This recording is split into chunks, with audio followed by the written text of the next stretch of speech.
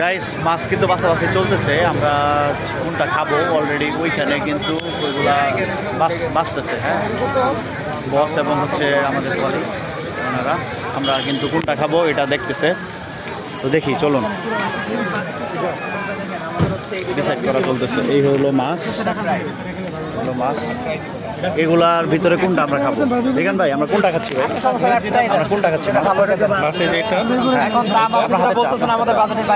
এটা খাচ্ছি। আর কোনটা? হ্যাঁ, আর হচ্ছে এইটা খাচ্ছি।